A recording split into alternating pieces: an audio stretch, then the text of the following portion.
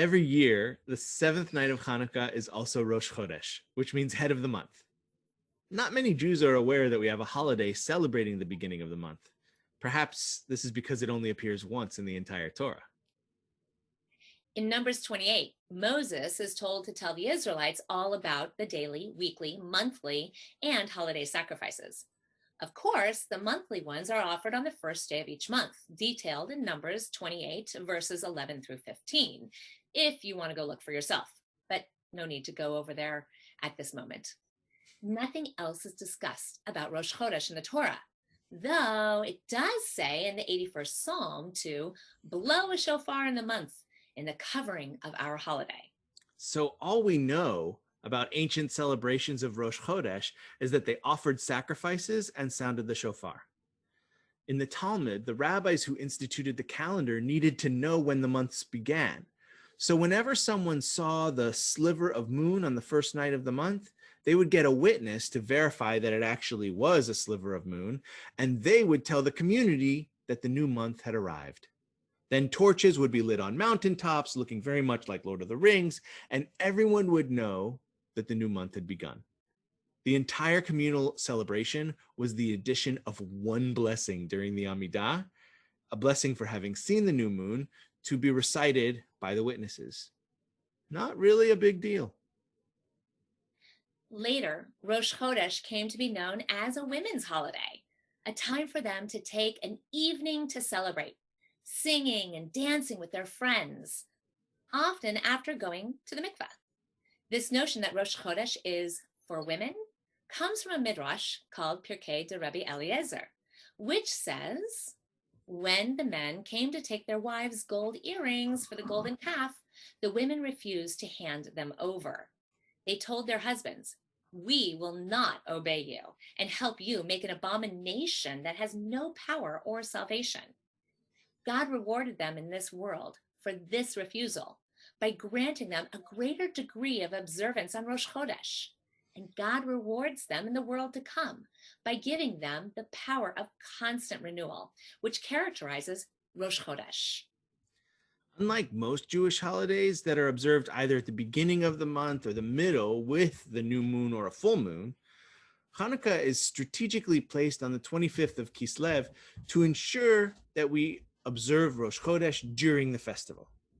There was one debate between Hillel and Shammai as to if we should add a candle every night or remove a candle every night. Hillel suggested we add a candle to increase our light, while Shammai uses the argument that just as the oil diminished over time, so too should the number of candles. Hillel's opinion is followed as our hope is to add light to our lives, especially during these very dark days of the year. And so it is with the connection of Rosh Chodesh, Hanukkah, and the women. Rosh Chodesh is the time of constant renewal, given as a reward to the women who understood this most intimately as they brought forth life and hence light to the nation. And Hanukkah is the celebration of each person bringing light to the nation by illuminating their light within for strength to fight for freedom and the community. Our debate brings us to another debate, not one of more or less candles, but rather Latkes or hamantaschen. Now listen, while latkes have a natural place in Hanukkah because they're fried in oil, I would like to suggest the importance of the hamantaschen, especially as they relate to women. Most often we associate the hamantaschen with a three-cornered hat of Haman. However, hamantaschen can be connected to the women, especially in how the three-sided shape has come to symbolize the most precious and intimate part of a woman, that place that brings forth life and hence light. Look, Yonic celebrations aside, in the story of Purim, the book of Esther clearly tells us that when Esther was taken to the royal palace to prepare for her meeting with Ahasuerus, she prepared by bathing in oil. This means that when we want something to be truly special, fit for a king, bathing it in oil is the most special, most wonderful, most delicious thing you can do to it. So it makes much more sense that we as a Jewish people Make shredded potatoes fit for our people by bathing them in oil mixed with some delicious onions and flour. I'm getting excited just thinking about them. Scrumptious golden latkes are clearly the superior Jewish food. I disagree. It's about the hamantaschen. About Really? the latkes. It's the hamantaschen. The latkes. I think we need to go ahead and solve this debate with a song.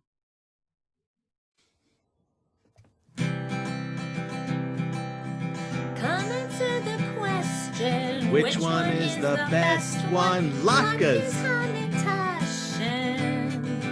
Hamantaschen latke debates. I like latkes. Lots and lots of latkes. They're golden brown. I gobble them down. With sour cream and applesauce. A taste deserving of applause. I could eat them all day long, 'cause latkes are the best. Come answer the question. Which one is the best one? Latkes. Hamantaschen latke debates.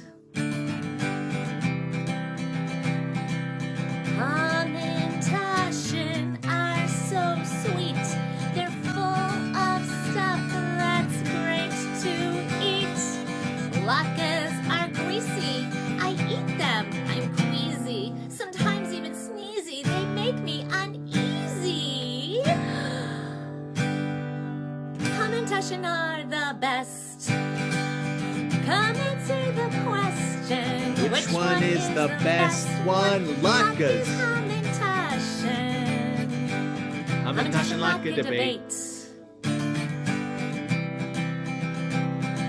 I once heard a story about a doctor who claimed that eating hamantaschen affects the brain.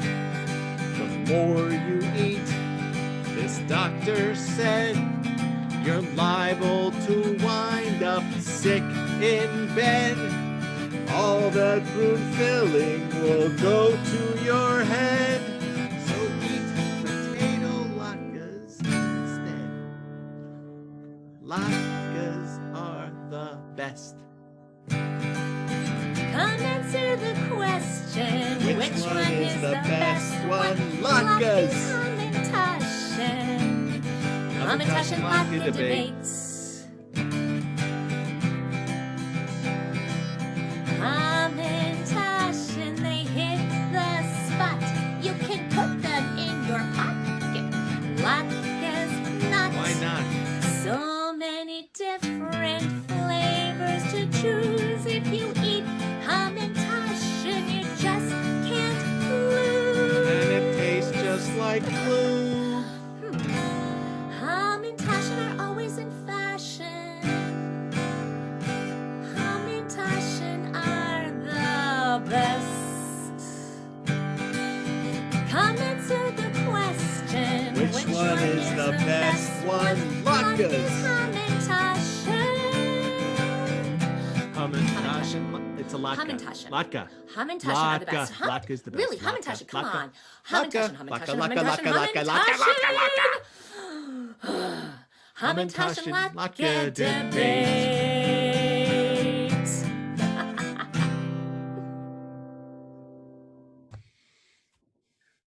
Okay, fine.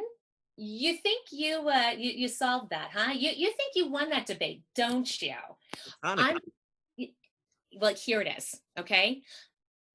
Don't forget about a very important woman, somebody who we totally overlook, unfortunately. Her name was Judith, and she was the heroine of her own book named Judith. Now, granted, this was an apocryphal book of the Bible, but it has the exact same status as the book of Maccabees, which tells, of course, the story of Hanukkah. Judith was a Jewish woman who saves her people by killing an enemy general. And here's the really cool thing that many of us don't know about. In North African countries, the seventh night, tonight of Hanukkah, of this Rosh Chodesh, is Judith's night of triumph. It is set aside as what's called Chag HaBanot, the festival of the daughters. So there you go. women get to celebrate on this night. It's about the women, hence it's about the hamantaschen. And my friend, I'm just going to go ahead and drop the mic.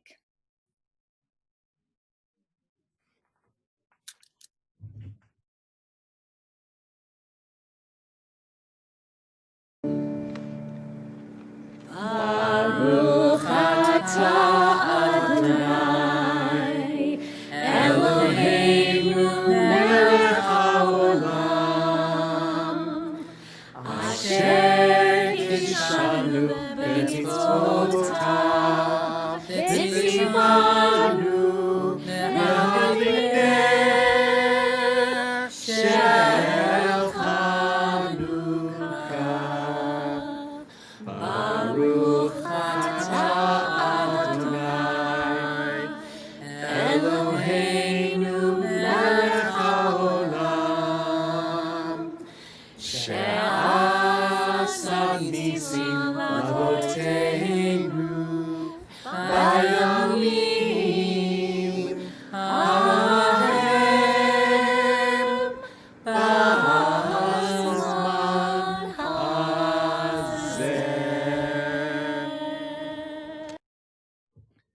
Hanukkah Sameach, everyone.